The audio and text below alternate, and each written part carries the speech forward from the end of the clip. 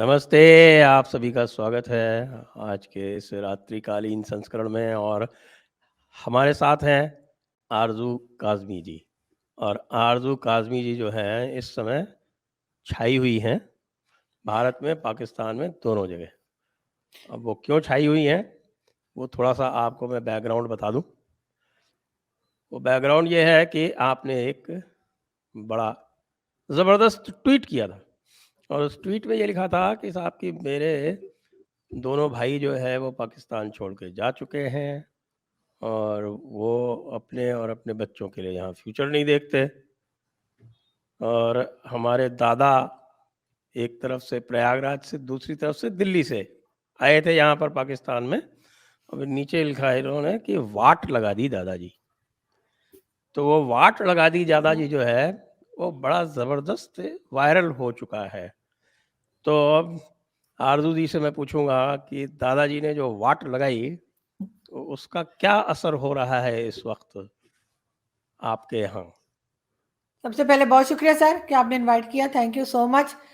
बहुत सर अजीब-अजीब किस्म के रिएक्शंस देखने को मिल रहे हैं बिल्कुल मुझे। और जैसे मैं आपको शो से पहले भी बता रही थी कि हमारे एक फैमिली फ्रेंड हैं, उन्होंने कहा कि जी तुमने तो नाम डुबो दिया है और दादा की रूह को जो है वो तकलीफ पहुंचा रही हो इस तरह की बातें करके। तो मैंने उनसे यही कहा कि दादाजी तो 72 हूरों में बैठे होंगे, जो कि हमारे यहाँ कहा जाता है। तो मेरा नहीं ख्याल कि, मेरे ख्याल है दादा बहुत अच्छे थे तो उनको यकीनन 72 हूरें मिली होंगी। तो वो उसमें बिजी होंगे, उनके पास कहाँ टाइम होगा कि वो ये देखेंगे नीचे जो है वो उनकी ग्रैंड डॉटर क्या कौन से गुल खिला रही है।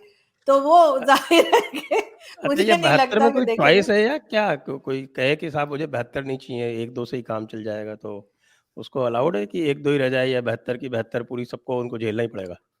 नहीं सर, मेरा ख्याल है झेलना ही पड़ेगा क्योंकि हर एक के लिए 72 हैं। तो अब ये कि वो मेरे ख्याल है चॉइस नहीं हो सकती। ये कोई मौलाना साहब ही बता पाएँगे लेकिन मेरा नहीं ख्याल कि कोई चॉइस है कि मैं 2-3 में ही काम चला लेंगे। तो वो उन साहब को मैंने यही कहा, मैंने कहा दादा तो उधर बिज़ी होंगे तो वो और मुझ पे गुस्सा हो गए। तो इसलिए मुझे काफ़ी ज़्यादा यहाँ से बातें सुनने को मिली। अच्छा, हैरत की बात ये है कि पाकिस्तान से तो मिली, चलो मुझे समझ में आता है कि मैंने ऐसी ट्वीट कर दी। लेकिन भारत से क्यों लोग मेरे पीछे पड़ गए वो मुझे नहीं अभी तक समझ में वो आया एक तो पंक्चर वाला जुबैर आपके पीछे पड़ा, तो वो पंक्चर वाला जुबैर जो है उसका नाम हमने पंक्चर वाला जुबैर रख रखा है, क्योंकि उसका काम जो है वो केवल हेट मॉन्गरिंग करना है। आपको तो नूपुर शर्मा वाला किस्सा याद होगा। जी, मुझे इनका सिर्फ़ ये पता है कि कोई जेल-वेल होकर आए थे, और तो इससे ज़्यादा मैं नहीं जानती। मुझे तो ये भी नहीं जेल पता तो कि उसके ये बाद में गए थे, वो जर्नलिस्ट नूपुर हैं शर्मा या के किस्से के कॉमेडियन बाद। हैं क्या ये? मैं तो इनको कॉमेडियन समझ रही थी। फिर किसी ने बताया नहीं, कि नहीं वैसे तो कॉमेडियन क्या है, जर्नलिस्ट। बहुत ही शातिर आदमी है। इसने जो है वो नूपुर शर्मा वाला पूरा जो हुँ, था उसको एक क्लिप निकाल के और उसको वायरल करवा दिया अरेबिया में। आप देखिए कितना शातिर आदमी। और जी। इसको अरब में वायरल करवा दिया, वहाँ से रिएक्शन आने लगे और यहाँ पे सर तन से जुदा के नारे लगने लगे। और आप ये देखिए कोई 5-7 लोग जो हैं वो नूपुर शर्मा के सपोर्ट के कारण मार दिए गए हुँ, जी। फंडामेंटलिस्ट मुसलमानों द्वारा।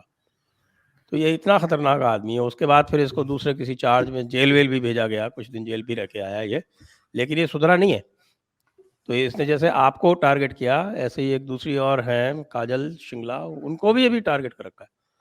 और मुझे लगता है कि इसको तो एनएसए लगा के, यहाँ नेशनल सिक्योरिटी एक्ट होता है, उसको लगा के इसको तो परमानेंट अंदर करना पड़ेगा, तभी ये अपनी ये हरकतें बंद करेगा। और इसको हमारे यहाँ की जो लेफ्टिस्ट लॉबी है उसका पूरा सपोर्ट मिल जाता है। ये है। बिल्कुल, और क्योंकि हम मेरे इसको साथ तो कोई लेना ना देना, ना मैं जानती हूँ, ना मैंने इनसे कभी कोई बात की है, ना कुछ। खामा-खाई में उठकर जो है वो अजीब-अजीब किस्म की ट्वीट्स लगा रहे हैं और बात कर रहे हैं। तो बस फिर वो मुझे तो जवाब उसका एक बार दिया मैंने।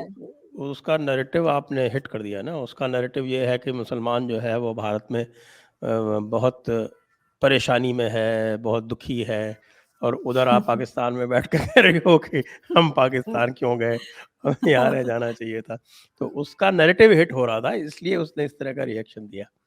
लेकिन दूसरा सही। उसका जो है, इसने तो एक ये रिएक्शन दिया, लेकिन जो 90% जो रिएक्शन यहाँ से आ रहे हैं वो कह रहे हैं कि योगी जी आप आरजू जी को बुला लो। मैं आप लोगों को बता भी देता हूँ, मैं डेस्क को कहूँगा कि ज़रा जो मैंने मैप निकाला हुआ है उसको मैप को शेयर करें, तो मैं पहले ये बता दूं कि आरजू जी वाकई आती कहाँ से हैं। ये उत्तर प्रदेश ही इनका मूल निवास रहा है, जहाँ से इनकी निकासी है वो उत्तर प्रदेश है। तो वो जरा मैप जरा लाइए, फिर उस मैप पे मैं बताता हूँ कि ये उत्तर प्रदेश में इनके दादाजी कहाँ से आए थे।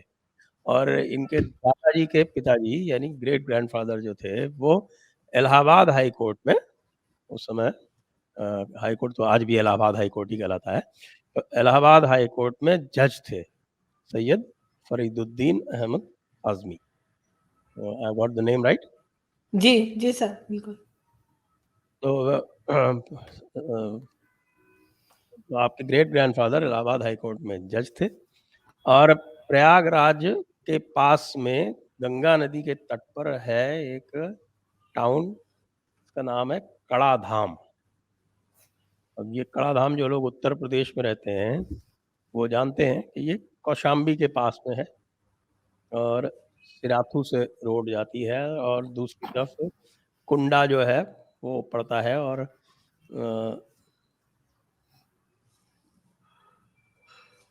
Please bring on the map. Hello, desk से जरा मैप सामने लाइए। लगता है डेस्क वाला सो गया मेरा।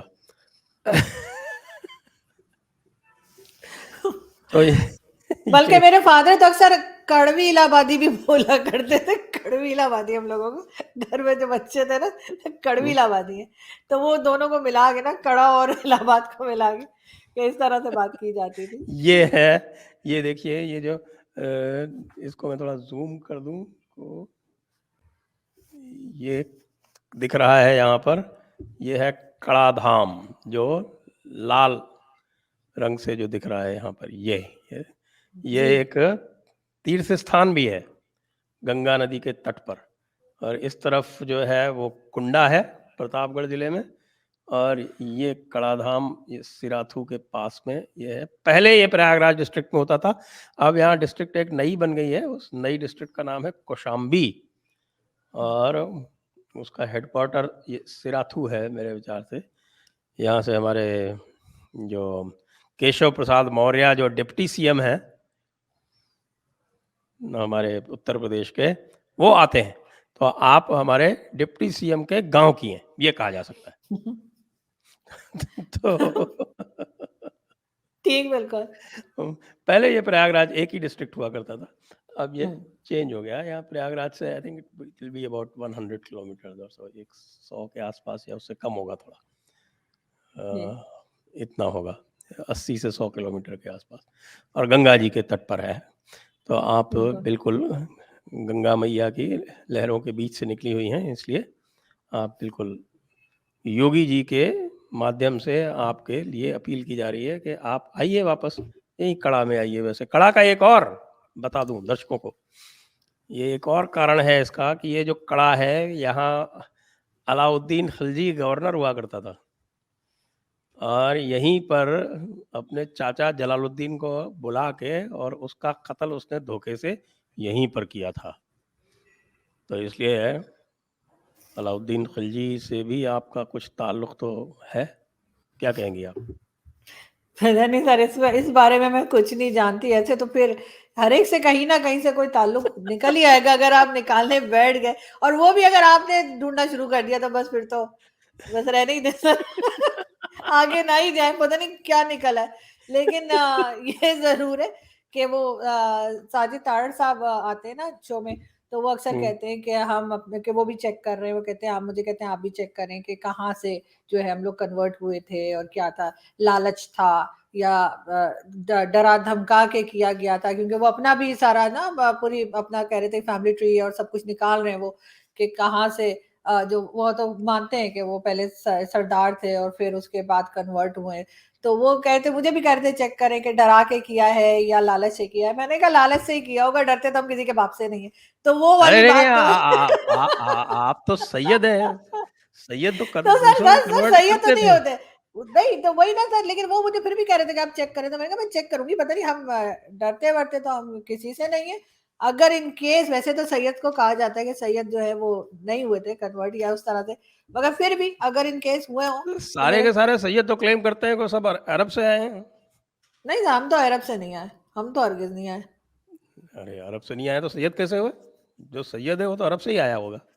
ये तो गड़बड़ है फिर तो। आप और चेक कीजिए फर्दर। नहीं सर, सर सैयद तो मैं दोनों साइड से हूँ, मदर फादर दोनों साइड से सैयद हूँ, तो फिर लेकिन तो ये कोई कि वो, अरब से ही आए होंगे, आप चेक कीजिए। मैंने तो निकाल ली थी आपको अपनी, जो वो होता है ना, क्या सर बोलते हैं हमें उसको, family tree, family tree. Sir काजमीज का फैमिली ट्री निकालें, वो मिल जाएगा आपको वहां फैमिली से ट्री भी। निकाला था मैंने जावेद अख्तर का, हम्म। तो पता चला कि वो तो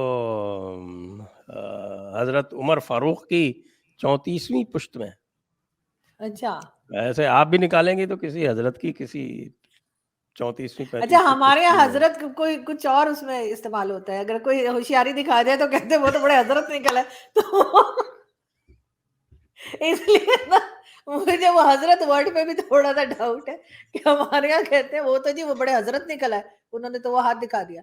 तो अब वो हजरत में से कौन से हजरत पता नहीं, ये हर तरह की बातों में जो है वो दो मीनिंग्स निकल रहे होते हैं, इसलिए कुछ कहा नहीं जा सकता। लेकिन खैर हमारा फैमिली ट्री भी आपको प्रयागराज से मिल जाएगा आसानी से, काजमीज का निकालें तो आपको मिल जाएगा वहीं पे। हाँ, मैं ढूंढ दूंगा, मैं इसमें एक्सपर्ट हम्म। हूँ, ये सब चीज़ें मैं ढूंढ देता हूँ। यहाँ पर कराची में एक आपको भी हमारे बता दूंगा।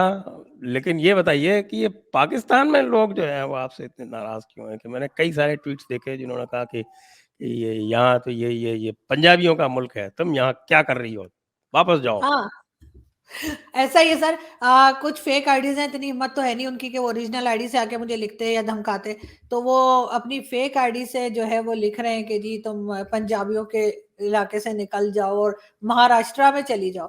अब महाराष्ट्र, जहां तक मुझे पता है महाराष्ट्र दिल्ली में नहीं आ, दिल्ली महाराष्ट्र में नहीं आता, महाराष्ट्र मुंबई तो आ, बॉम्बे है।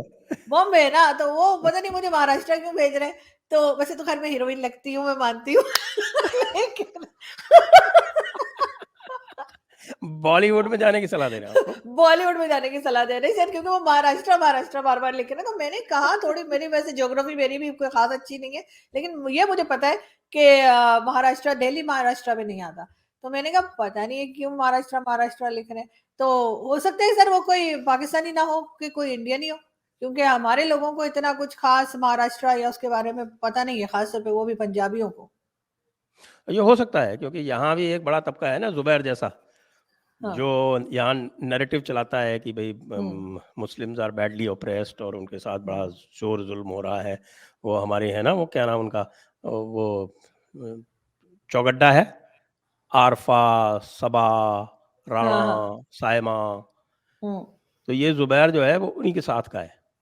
ये तो हो सकता है ये नहीं की आईडी हो, क्योंकि हमारे तो यहाँ इन पाकिस्तानियों लोगों को ने महाराष्ट्र मिलके का इतना इस नहीं तरह से पता। इनका नैरेटिव जो भी आपने लिखा उससे इनका नैरेटिव डिफीट होता है। तो इसलिए उस नैरेटिव को कायम रखने के लिए ये कुछ भी हरकत कर सकते हैं। ये बल्कि मैं तो बहुत ही जी, गिरे हुए लोग हैं। बल्कि मैं तो कहती हूँ जो खालिस्तान के लोग मूवमेंट चला रहे हैं वो हमें देख लें, वो सबक पकड़ लें कि वो बार बार जो, अगर खालिस्तान इनके बना लिया तो फिर क्या आगे क्या चलेगा, क्या असर होगा, तो वो देख लें। बाकी अगर इन्होंने शुरू से मैनेज किया होता, अभी भी अगर अकल पकड़ लें और थोड़ा अपना काम दोबारा से शुरू करें, पाकिस्तान के लोगों की बात कर रही हूँ, कि फैक्ट्रीज ओपन करें, ट्रेड ओपन करें, तरीके से रहें, और वो जो फौज अपने कश्मीर के नाम पे और दूसरी चीजों के नाम पे फंड लेती रहती है वो बंद करे, तो अभी भी मौका है कि कुछ थोड़ा बहुत संभाला लिया जाए, लेकिन इस वक्त तो कंडीशन बहुत खराब है। आज तो मैं देख रहा था कई सारे लोग जो हैं वो वीडियो चला रहे हैं और वो वीडियो बड़े हिट हो रहे हैं। और उस वीडियो में वो केवल एक ही काम कर रहे हैं कि वो आटे, दाल और आलू, टमाटर, इन सब के अलग अलग जगह के दाम कंपेयर कर करके और वीडियो बना रहे हैं। हम्म। तो वो वीडियो जो है वो लोग बाग बड़े चाव से देख रहे हैं। मैं देख रहा हूँ 1-1 लाख उन पे हिट्स आ रहे हैं, उनके व्यूज़ आ रहे हैं। तो ये जो आटा दाल वाला जो मामला है वो बड़ा पॉपुलर हो रहा है। ये मुझे लगता है कि अभी-अभी मैं हम्म। देख रहा था कि पाकिस्तान का जो रुपया है वो और भी गिर गया है। वो तो रोज होता है सर, डेली। आज शायद 288 पे चल रहा है। बिल्कुल, ये 300 टच करेगा, बल्कि नवाज शरीफ साहब तो कहते हैं ऐसे ही चलता रहा तो 500 टच कर जाएगा। वो तो और आराम से बैठे हैं लंदन में, उनका कहना हाँ, है कि वो और तो भी आगे चला जाएगा। उनकी कमाई तो पाउंड में हो रही है, तो उनको क्या दिक्कत है? कहाँ से हो रही है ये पता नहीं। ये जितने भी हैं, चाहे ये हों, चाहे बाकी जो बाहर नहीं, बैठे हुए हैं, सबकी कमाई मतलब तो हो सर रही है। नवाज शरीफ साहब तो खैर सर बिजनेस कम्युनिटी से हैं, इनके तो बहुत बिजनेसेस वगैरह हैं, बल्कि बीच में तो बड़ा हंगामा मचा था कि मरियम नवाज ने जो है कोई पता नहीं कौन सी कोई मशीनरी थी जो इंडिया से मंगवा ली थी, तो बड़ा उधम मच गया था कि ऐसा क्यों किया गया है। तो इनकी तो खैर बिजनेस कम्युनिटी है, वो सोचा जा सकता है, लेकिन आई विश के कभी कोई ऐसी वीडियोस भी लोग बना पाए जिसमें कुछ अच्छा होता हुआ दिखाया जा रहा हो, कि खाने पीने को है, बाकी डेवलपमेंट कोई हो वो दिखा सके, लेकिन ऐसा हो नहीं पा रहा। और अभी तक, और इस पे कोई शर्मिंदा भी नहीं होता, अगर आप उस पर बात करें तो फिर कहेंगे ये तो गद्दार है, ये तो इंडियन टीवी पे जाके उल्टा सीधा बोल के आ जाती है। तो भाई आप मुझे कोई पॉजिटिव चीज दिखा दीजिए, मैं वो बात कर लूंगी। लेकिन फिलहाल तो लोगों का यही बुरा हाल है, बिल्कुल आटा नहीं मिल रहा। जो बाकी आप समझे middle class upper middle class है, वहां से मामला फिर भी ठीक है, लेकिन उसके बाद जो है क्लासेस, वो तो बहुत ही बेचारे परेशान है, और ज्यादा तादाद में वही है, जो लोअर क्लास है वही ज्यादा है। ये जो बार-बार मैं देखता हूँ, ख़ास तौर से यूट्यूब पे बहुत सारे लोग जो हैं वो कहते हैं हमें ट्रेड बढ़ानी चाहिए, हमें ट्रेड रिज़्यूम करनी चाहिए और ट्रेड रिज़्यूम करनी चाहिए। लेकिन मुझे तो अभी तक एस्टैब्लिशमेंट की तरफ से किसी को ऐसा कहते सुना नहीं। नहीं, एस्टैब्लिशमेंट ने तो अभी कुछ भी नहीं कहा है, और मेरे ख्याल है वो भी आपस के ही झगड़ों में लगे हुए हैं, क्योंकि इमरान खान कह रहे हैं इलेक्शन करवा दें, और बाकी जो पार्टीज हैं वो कह रही हैं कि इलेक्शन नहीं होने हैं, और इसी किस्म के इल्जामात लग रहे हैं, एक दूसरे के खिलाफ केसेस बन रहे हैं, यही कुछ हो रहा है। बीच में तो आपने देखा होगा कि जो आर्मी चीफ हैं उनके फैमिली का डाटा लीक कर दिया गया था, और वो एक हंगामा चल रहा था, उसमें भी यही वो कहा ये जा रहा था। आर्मी जी चीफ का क्या ये चक्कर चला है कि साहब वो अहले तशी हैं, तो वो अहले तशी यानी सर शिया वो कब से हो गए? सर वो शिया नहीं है, वो उनका डाटा लीक कर दिया गया था, और इमरान खान किसी और को लाना चाह रहे थे, या इमरान खान के साथी किसी और को लाना चाह रहे थे एज आर्मी चीफ। तो ये बताया गया कि वो शिया है, ये कह के एक हंगामा खड़ा कर दिया गया पाकिस्तान में, जिसकी वजह से उनकी अपॉइंटमेंट नहीं हो पा रही थी। उसका रीजन ये कि सऊदी अरब जो है वो नाराज था कि जी आपका आर्मी चीफ शिया नहीं हो सकता। अब क्यों नहीं हो सकता, ये भी वैसे बड़ी अजीब सी बात है, लेकिन उन्होंने कहा जी आर्मी चीफ शिया नहीं हो सकता है, तो इसलिए उनका फैमिली का जो डाटा था नादरा से, जहां आईडी कार्ड्स वगैरह बनते हैं, वहां से डाटा लीक करवाया गया, चेक करने के लिए कि कहीं इनमें से कोई ईरान होके तो नहीं आया इनकी फैमिली, तो ताकि फिर पक्का किया जाए कि हालांकि वो तो सुन्नी भी जा सकते हैं, ईरान जाने में किसी पे पाबंदी तो नहीं है। तो इन्होंने फिर चेक कर लिया कि नहीं गई है उनकी फैमिली, तो फिर उनको आर्मी चीफ बना दिया। अब ये न्यूज बाहर आ गई है कि जी ये कहा जा रहा है कि जी आर्मी चीफ जो है वो उनको अब ये बताया गया कि जी उनका फैमिली डाटा इसलिए लीक किया गया था कि चेक करने के लिए कि कहीं वो शिया तो नहीं हो गए, तो या शिया तो नहीं है। हालांकि बड़ी अजीब सी बात है कि पाकिस्तान में रहते हुए जो है वो कोई शिया भी आर्मी चीफ नहीं हो सकता, इतना ज्यादा सऊदी अरब के प्रेशर में। मगर बहरहाल वो चीज फिर क्लियर हो गई थी, इसी वजह से वो आर्मी चीफ बना दिए गए। ये और बात है कि पाकिस्तान में, मैंने पहले भी कहा है कहीं कि पाकिस्तान में अगर आप बैंकिंग सिस्टम को चेक करें, डाटा चेक करें बैंकिंग डाटा, तो आपको पता चलेगा कि 80% से ज्यादा लोग पाकिस्तान में शिया हैं। और उसकी रीजन ये है कि जब ये जुल्फिकार अली भुट्टो ने जक़ात वाला मामला बैंकिंग सिस्टम के जरिए करने का कहा था, उस वक्त जो शिया थे उन्होंने कहा कि हम नहीं करेंगे, हम नहीं देंगे। तो उन्होंने कहा अच्छा ठीक है, शिया जो है ना उनको इसमें से निकाल दो, ये सुन्नियों की कंट्री है, तो जितने सुन्नी है वो उनका जो है 2.5% जो है ना वो उनकी जक़ात कटेगी हर साल। तो उसके बाद ये कंपल्सरी? हुआ कि जी, और अब ये है कि जो भी एफिडेविट जमा करा देना कि मैं शिया हूं, तो उसके बाद उसकी नहीं कटती जक़ात। तो लोगों ने वो बैंक में सबने जमा करा रखा है एफिडेविट, सबने बनवा बनवा के अदालतों से, और वो लॉयर शॉयर मिल जाते हैं ना वो बाहर बैठे हुए, उनसे बनवा के लोगों ने बैंक में जमा करा दिए हैं, और ये बता दिया है कि जी हम शिया हैं। तो बैंकिंग सिस्टम हिसाब से 80% से ऊपर लोग जो पाकिस्तान में रहते हैं वो सब शिया हैं, और बाहर अगर आए तो नहीं मिलेंगे, लेकिन बैंक में मिलेंगे आपको, ताकि जक़ात ना कटे। ये तो बड़ी अच्छी खबर है ईरानियों के लिए। एक और उनका हमसाया मुल्क आ गया और अब ये शिया हो गया पाकिस्तान। ये तो आज की हेडलाइन हो सकती है कि पाकिस्तान कन्वर्ट्स टू शीइज्म। बिल्कुल, और वो भी इसलिए ताकि ज़कात बचाने के लिए, तो खैर कुछ भी कर जाते हैं। तो सबने बैंक में बैंकिंग सिस्टम में वो बस कहते हैं कि ठीक है, एफिडेविट एक हलफनामा एक होता है, वो जमा करा दिया कि जी मैं शिया हूँ, खत्म हो गई कहानी। उसके बाद उनकी ज़कात नहीं कटती, सबने जमा कराया हुआ है। तो अगर इतनी प्रॉब्लम है शिया से, तो पाकिस्तान को अपना जो कायदे आज़म है वो बदल देना चाहिए, वो भी तो शिया थे। बिल्कुल, लेकिन ये कि अब उधर तक तो वो लोग नहीं जाते, अब तो खैर कायदे-आज़म जा भी चुके हैं, तो वो तो बस नोटों पर ही होते हैं ना, तो वो उससे तो कोई प्रॉब्लम नहीं है लोगों को, करेंसी नोट नोट में नोट पर से हटा देना चाहिए चेहरा। तो बस करेंसी नोट पर ही रह गए, तो इसलिए तो अब उस पे इतनी लोगों को टेंशन नहीं है। लेकिन खैर ये भी नहीं होना चाहिए था कि आपका आर्मी चीफ है या कुछ है तो वो भी शिया नहीं हो सकते, ये नई मंतक मैंने सुनी है, इससे पहले मैंने नहीं सुनी थी। ये तो खबर जब निकली है तो लोग बड़े हैरान हुए। वाक़ई हैरान करने वाली बात ही है, बिल्कुल हैरानकुन बात है। तो बाकी जुडिशरी में भी बड़े ज़बरदस्त झगड़े चल रहे हैं। मुझे तो समझ ही नहीं आ रहा, रोज़ मैं देखता हूँ, पता चलता है कि किसी ने कुछ कर दिया, किसी ने कुछ कर दिया। थोड़ा खुलासा करें कि क्या चल रहा है जुडिशरी में पाकिस्तान की? सुप्रीम कोर्ट के सारे जजेस आपस में एक-दूसरे से लड़ रहे दिखते हैं। बिल्कुल कुछ जजेस जो है वो इमरान खान के साथ है, बल्कि कुछ रिटायर्ड जजेस और ऑन ड्यूटी जजेस ने कुछ टाइम पहले इमरान खान से मुलाकात भी की थी अपनी फैमिलीज के साथ, और उस पर भी बड़ा ऑब्जेक्शन किया गया था कि ये लोग क्यों इमरान खान से मिलने गए। लेकिन ये है कि वो इमरान खान के हक में ही फैसला दे रहे हैं। इमरान खान को अगर अदालत में बुलाया भी जाता है तभी इमरान खान नहीं आते और कह देते हैं कि जी मैं पहुंच नहीं सकता, और उसके बाद जब आते हैं तो उनको धड़ाधड़ जमानत भी मिल जाती है। तो लग यही रहा है कि इमरान खान का साथ दिया जा रहा है जजेस की तरफ से। और अब होगा ये कि उन्होंने एक बार फिर अनाउंस कर दिया है कि जी जो केपी के और पंजाब के इलेक्शंस हैं वो 14 मई को हो, लेकिन गवर्नमेंट अभी भी यही कह रही है कि बेशक इन्होंने अनाउंस किया हो हम तब भी नहीं करेंगे। अब इसी किस्म का झगड़ा चल रहा है। इस बीच में ये कोई नहीं देख रहा कि इस वक्त मिल बैठना चाहिए, आपस में बैठ के बात करनी चाहिए, इकोनॉमी को संभालना चाहिए। तरह तरह की बातें। इमरान खान कहते हैं अगर मैं दोबारा प्राइम मिनिस्टर बन के आ गया तो मैं रशिया की तरफ नहीं देखूंगा। मतलब रशिया कब कह रहे हैं उनको अपनी तरफ देखने के लिए? लेकिन यही इमरान खान है जो पहले कहते थे कि हमने रशिया से गैस जो है लेकर आनी, इम्पोर्ट करनी है, और कभी कोई चीज बताते थे, अब कहते हैं मैंने उसकी तरफ देखना नहीं है। तो ये इसी किस्म के झगड़े हंगामे वो चल रहे जो मेन इश्यूज हैं पाकिस्तान के, चाहे वो इकोनॉमी हो, चाहे वो फूड क्राइसिस हो, उसके ऊपर कोई काम नहीं किया जा रहा। कराची में अभी भी एक मिनिस्टर साहब जो है वो बता रहे थे कि जी हम 24 घंटे गैस प्रोवाइड नहीं कर सकते, तो लोगों को सहरी अफ्तारी में भी खाना बनाने में मुश्किल आ रही है।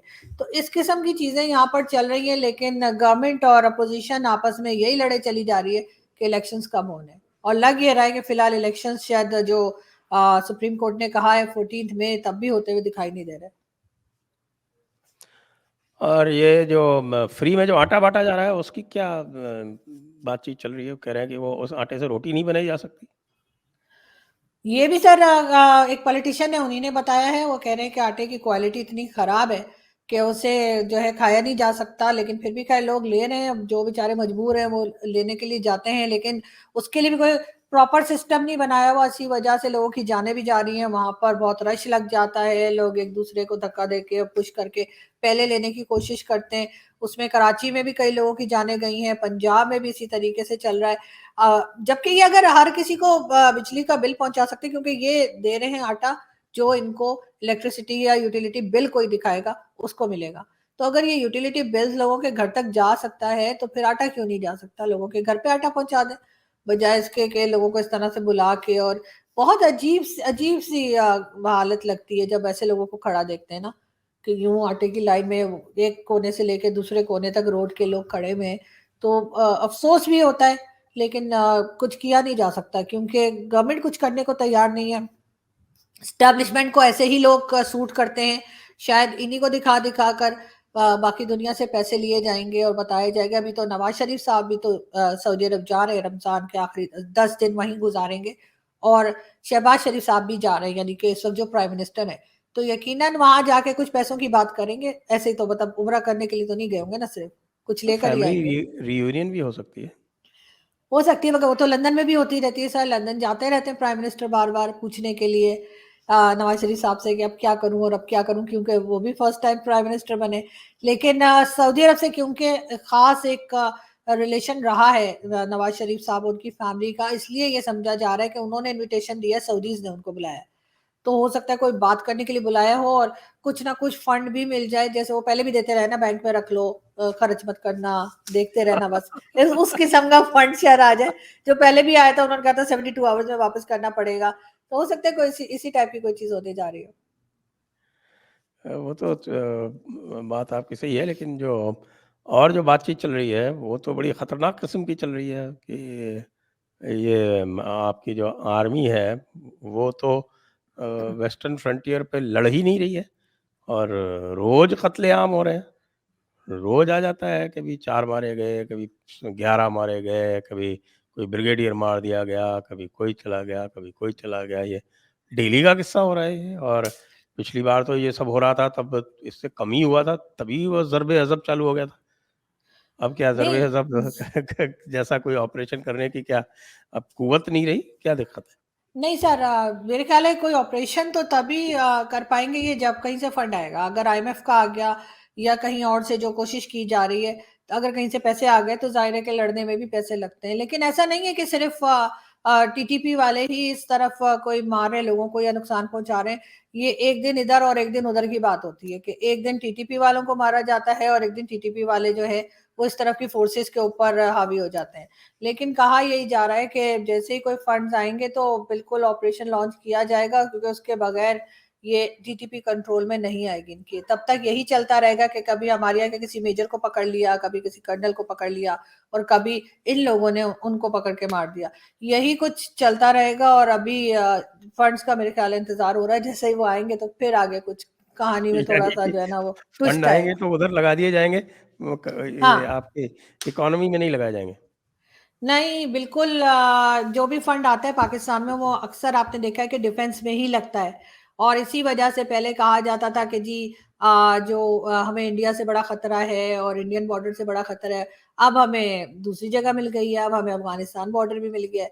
तो अब उन्हें बताया जाएगा, और डिफेंस बजट तो कम नहीं होगा, ना ही डिफेंस बजट को कम किया जा सकेगा। और आईएमएफ की भी एक शर्तों में से एक शर्त ये भी है कि डिफेंस बजट कम किया जाए। अब उसी के ऊपर बातचीत चल रही है। देखें उनको अगर मना लेते हैं ये लोग तो बस फिर बल्ले बल्ले हो जाएगी आर्मी वो की तो मतलब। वो तो यही कह रहे हैं कि आप डिफेंस बजट कम करो, और डिफेंस हाँ, बजट आप लोग कम नहीं कर रहे। लेकिन अगर हम उनको ये बता देंगे, ये समझा देंगे अगर ये लोग कि जी हमें बहुत जरूरत है डिफेंस बजट की, हमें बहुत खतरा है, हमें टीटीपी से खतरा है, ये वो, तो हो सकता है कि फिर वो मतलब इजाजत दे दें या वो फंड दे दें कि ठीक है फिर कर लो कंट्रोल। इसलिए कि कहीं ना कहीं जाकर अफगानिस्तान के लिए अभी तक तो फिलहाल जो है वो पाकिस्तान की जरूरत पड़ती है अमेरिका को। अभी ऐसा नहीं है कि किसी और कंट्री की तरफ से उनको कोई इस किस्म की सहूलत मिल रही हो जो हम दे देते हैं डॉलर पकड़ के। तो इसलिए मेरा ख्याल है कि अमेरिका कहीं ना कहीं जाकर जो है वो पाकिस्तान को अभी थोड़ा बहुत फंड कर देगा। हाँ, यूक्रेन का भी तो करते ही है ना। नहीं सर, यूक्रेन तो एक अलग चीज है, लेकिन अफगानिस्तान के लिए उनको हमेशा अभी फिलहाल पाकिस्तान की जरूरत है, अगर उन्हें अफगानिस्तान को भी कंट्रोल करना है तो। नहीं, जैसे यूक्रेन को एम्यूनिशन सप्लाई कर रहा है पाकिस्तान, जिसको लेके रशिया बहुत नाराज़ है। सर अब वो कहा जा रहा है, अभी मानते तो नहीं है, खैर उससे पहले भी कोई बात नहीं माने। लेकिन ये कि उसको कंट्रोल तो बहरहाल अमेरिका का कंट्रोल तो है पाकिस्तान के ऊपर। अब थोड़ा बहुत चाइना जो है वो कंट्रोल करता है, बाकी जो रह जाता है तो अमेरिका की सुनते हैं, और बाद में सऊदी अरब। तो ये तीनों मिलके ही पाकिस्तान को चला भी रहे हैं और संभाल भी रहे हैं। देखे ना, चाइना ने फिर फंड कर दिया है सी पैक फेज 2 के लिए। जी, जी, जी। और मैं आज ये भी देख रहा था कि आप कह रही थी कि साहब की कोई भी करेंसी हमको मिले चलेगा। तो मैंने उसपे पूछा था पैसे कि जी। आप क्या बेचने के लिए तैयार हैं?